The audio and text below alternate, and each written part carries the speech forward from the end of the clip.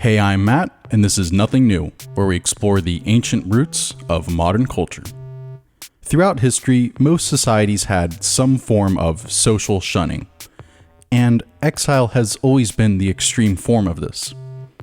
Athens was not unique in this way. However, what did make them unique is that democratic Athens institutionalized it with a voting system called ostracism. While today ostracism is something that occurs in more social settings like school, in ancient Athens they used broken pottery shards, called ostraca, as voting ballots to inscribe the name of whoever they thought should be ostracized. First, every year in the assembly, the Athenians would vote whether they thought they should hold an ostracism at all. If a general majority voted yes, they would proceed with the process of ostracism 2 months later. Most of the details we have about the process we get from Plutarch, who describes how each voter took an ostracon, or potsherd, wrote on it the name of that citizen whom he wished to remove from the city, and brought it to a place in the agora which was all fenced about with railings. The archons first counted the total number of ostraca cast, for if the voters were less than 6,000, the ostracism was void. Then they separated the names, and the man who had received the most votes they proclaimed banished for 10 years, with the right to enjoy the income from his property. Since many voters were illiterate, there were scribes in the agora who would inscribe votes for them, which takes an incredible amount of community and trust to not have been abused. Plutarch has a great story about the ostracism of Aristides the Just, where it is said that an unlettered and utterly boorish fellow handed his ostracon to Aristides, whom he took to be one of the ordinary crowd, and asked him to write Aristides on it. He, astonished, asked the man what possible wrong Aristides had done him. "None whatever," was the answer. "I don't even know the fellow, but I am tired of hearing him everywhere called the Just."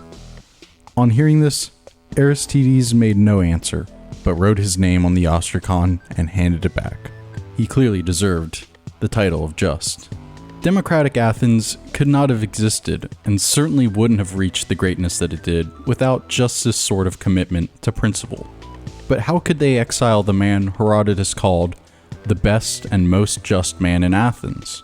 Well, that's because ostracism wasn't a punishment, and it wasn't about getting rid of the most unpopular person. In fact, the most likely target for ostracism was someone who was prominent, popular, and powerful, as the whole point of the procedure was to protect the democratic balance. Plutarch says in multiple places how when a person was ostracized, it was about curtailing his dignity and preeminence, as they were wont to do in the case of all whom they thought to have oppressive power, and to be incommensurate with true democratic equality. For ostracism was not a penalty, but a way of pacifying and alleviating that jealousy which delights to humble the eminent, breathing out its malice into this disenfranchisement. Often, when he mentions the practice, he emphasizes how the sentence of ostracism was not a chastisement of base practices, nay, it was speciously called a humbling and docking of oppressive prestige and power. But it was really a merciful exorcism of the spirit of jealous hate, which thus vented its malignant desire to injure, not in some irreparable evil, but in a mere change of residence for 10 years. While leaving your home city would have really sucked, and would be comparable to having to leave your home country today, we can see it was probably a lot safer to skip town for a while and let things blow over if you already had thousands of people who wanted you gone.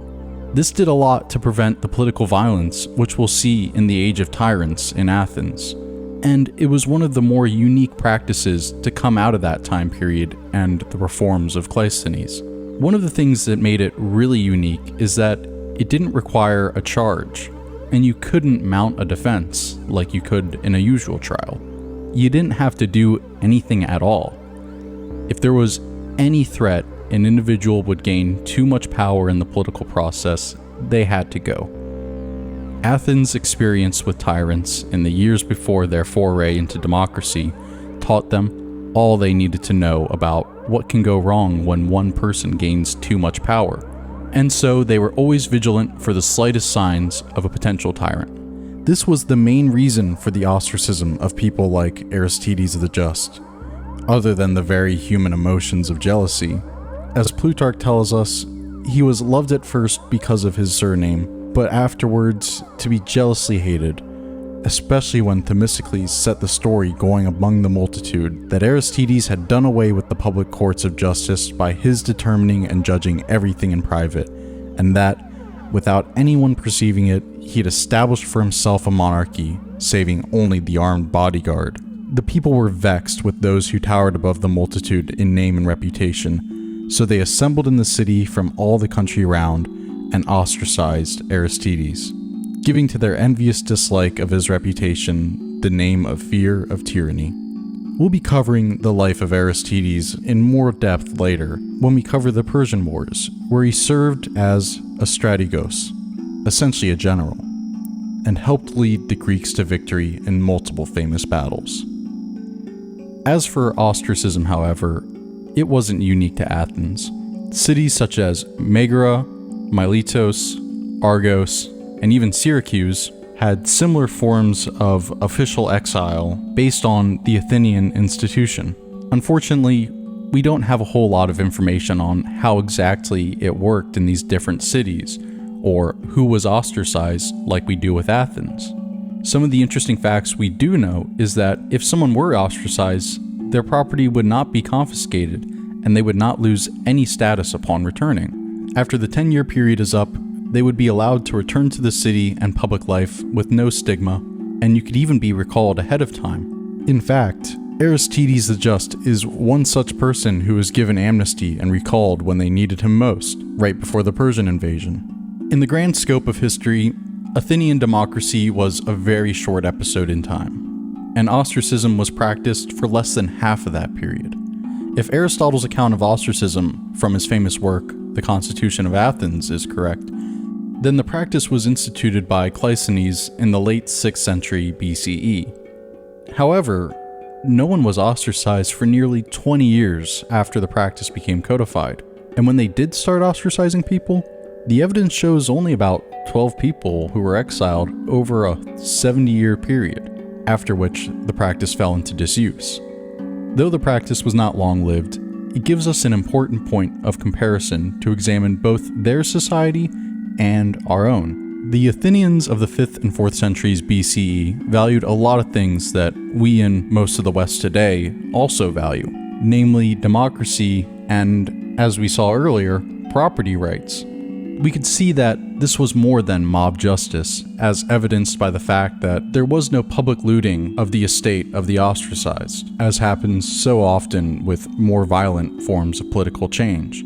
This was a defense mechanism for the nascent democracy, to protect them from the ultimate outrage of ancient Greek society, the hubris of an individual.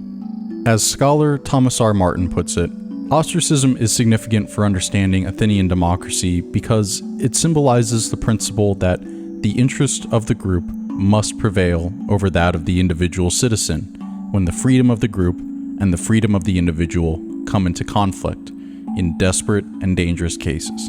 Without important social institutions and strong principles such as these, ancient Greek society would not have been able to survive.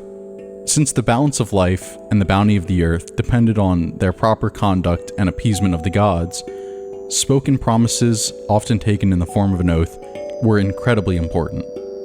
This was especially true to maintain peace or truces in time of war, since you can't have peace without trust. It was said that someone who lied in an oath to an enemy was essentially confessing that they not only feared the enemy, but also hated the gods. We'll be exploring the values that bound Greek society together more in their own upcoming videos. But first, we're going to wrap up the Milesian School and see what other thinkers thought the world could possibly be made of. That's coming up next. I hope you're excited, and I'll see you then.